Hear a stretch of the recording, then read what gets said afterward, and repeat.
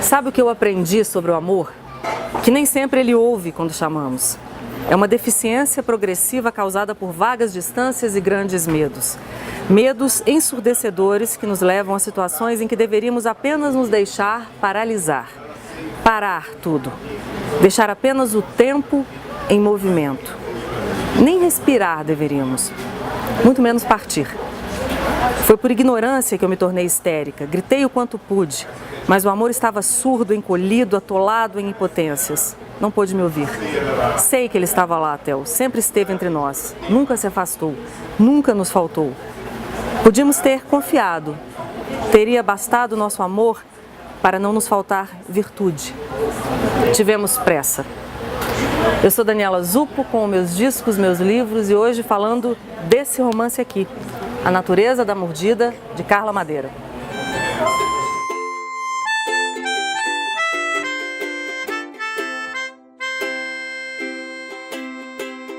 Carla, é um livro sobre o encontro entre essas duas mulheres, a Olivia e a Biá, que tem em comum, assim, a princípio, o amor pela palavra, né? Uma é jornalista, a outra é uma psicanalista, que tem uma vida, o centro da vida dela sempre foram os livros. Esse encontro casual entre essas duas personagens num sebo da cidade, e a partir daí se desenvolve essa trama e a gente vai descobrindo a história dessas duas mulheres, né? O que aconteceu com elas até chegar ali. Como essas duas personagens foram, a Olivia e a Biá, todas duas muito misteriosas, né? Foram se revelando para você. Esse livro, ele já tem toda uma arquitetura em que muitas vezes eu fui lá na frente, depois tive que voltar aqui atrás.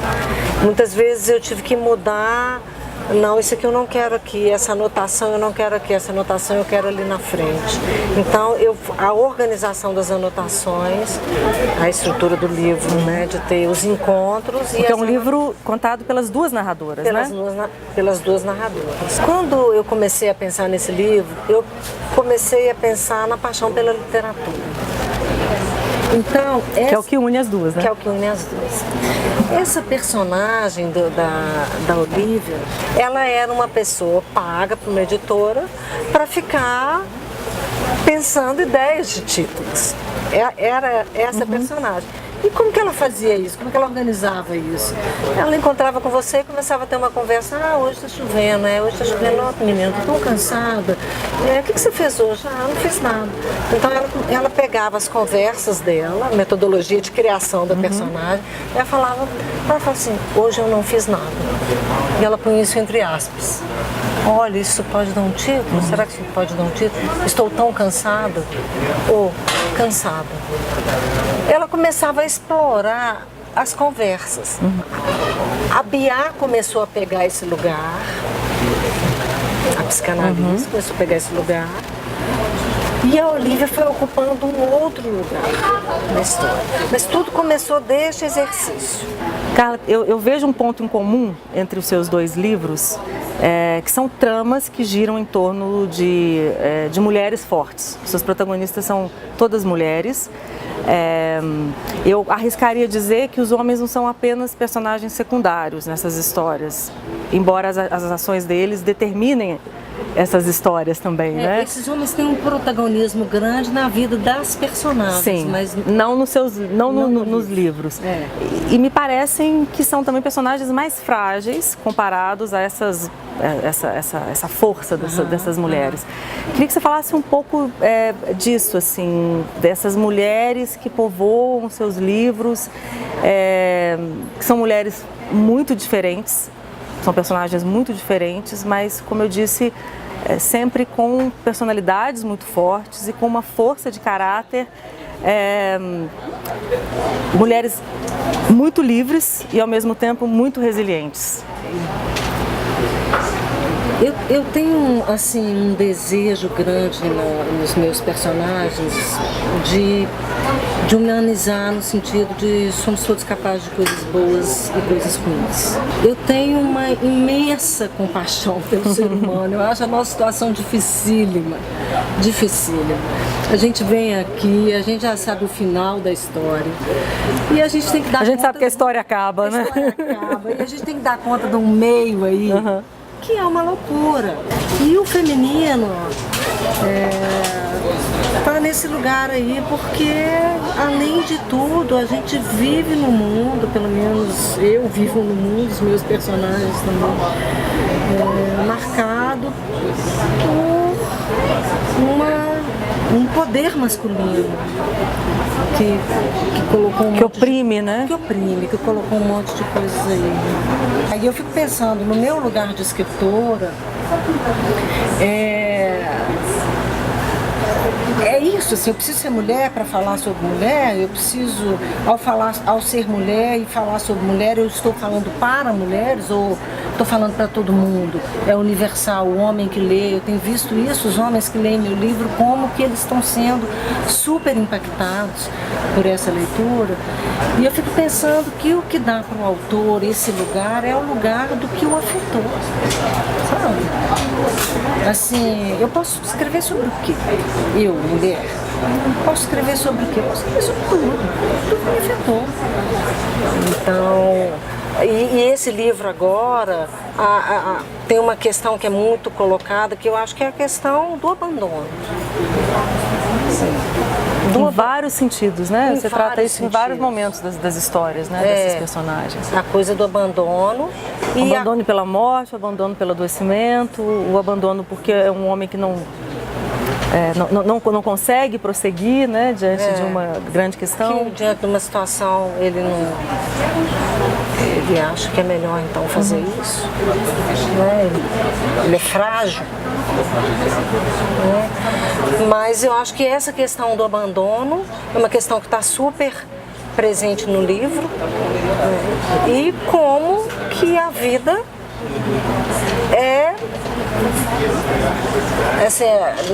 no livro fala, né, a boca banguela da vida, que não teme a fiura, né, e que passa com a mesma faca que passa manteiga, ela te apunhala às vezes, né. Carla, eu vou te fazer uma pergunta, que ela não é muito original, mas nem por isso ela é menos interessante, que é a questão do segundo livro.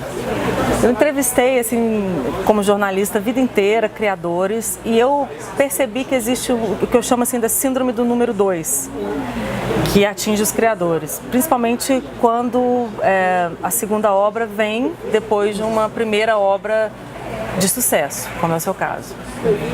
Que é aquela coisa do segundo livro ou do segundo disco, né?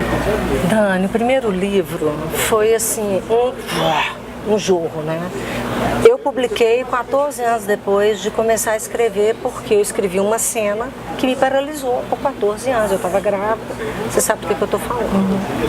Quando eu voltei nele, eu eliminei toda a primeira parte, falei, vou começar daqui, desse lugar que me paralisou, porque eu acho que está aqui o que me interessa. Tanto que o livro já começa quente, né? A primeira palavra do livro é puta, né? Já começa desse jeito. Bom, a experiência de escrever Tudo é Rio foi incrível para mim. Eu falei, gente, eu não quero parar de fazer isso nunca mais, porque foi tão arrebatador, tão incrível, assim. Eu já tive muitas experiências com a arte, assim. Eu cantei, eu compus, toquei um instrumento durante muitos anos, fiz muitas composições.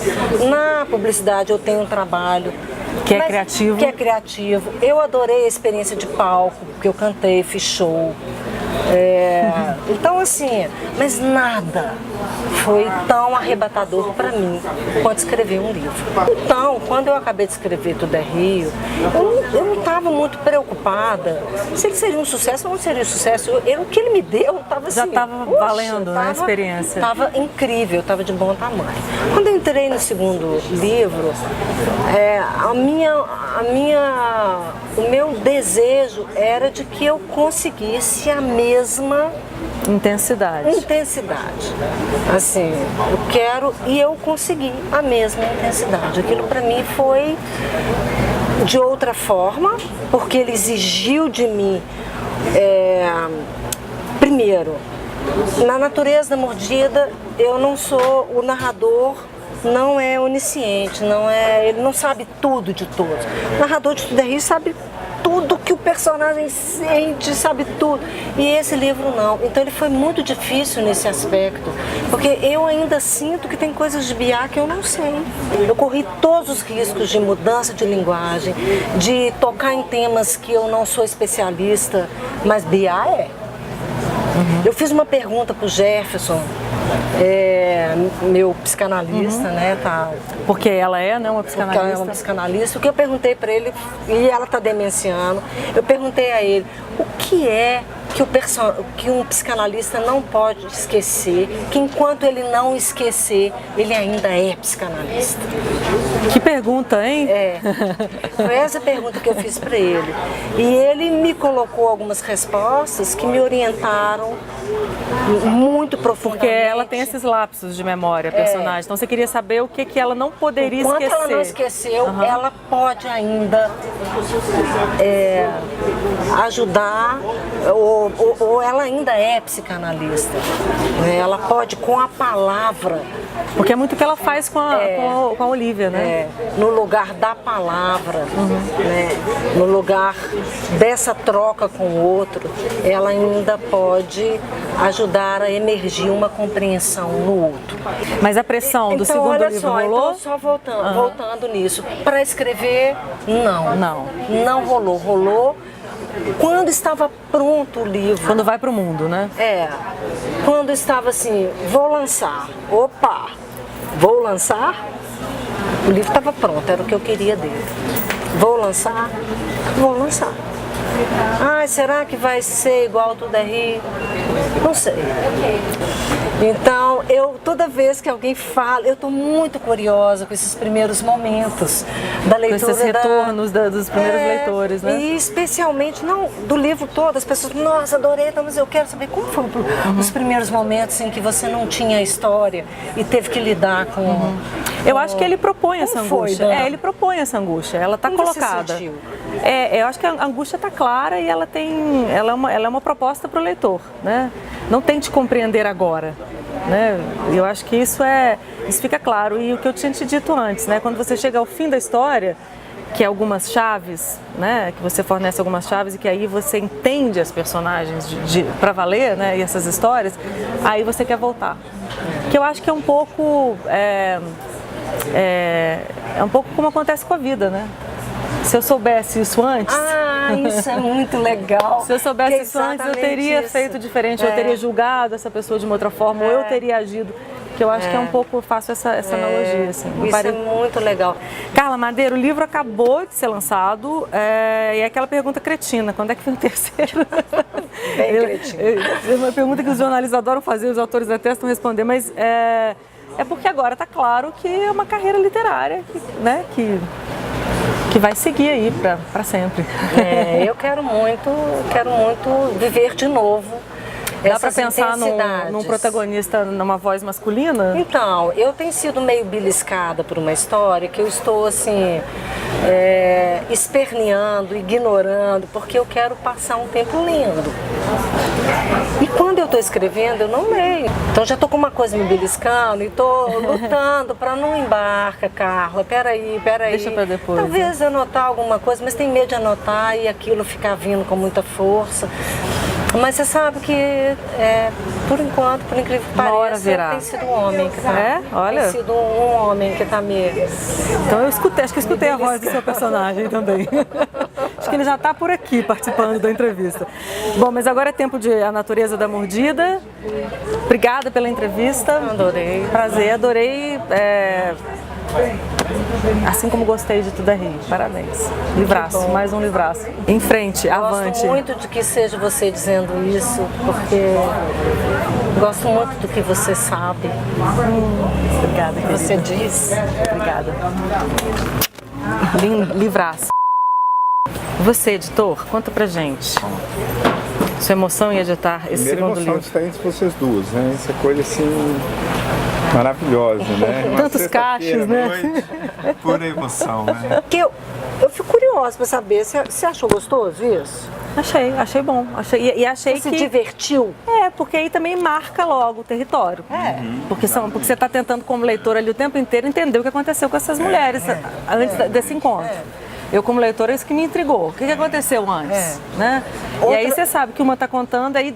Bom, então chega, senão a gente começa a dar spoiler aqui no meio. Isso não vai aparecer, não. Vai, tá gravando. Não tudo, não tudo.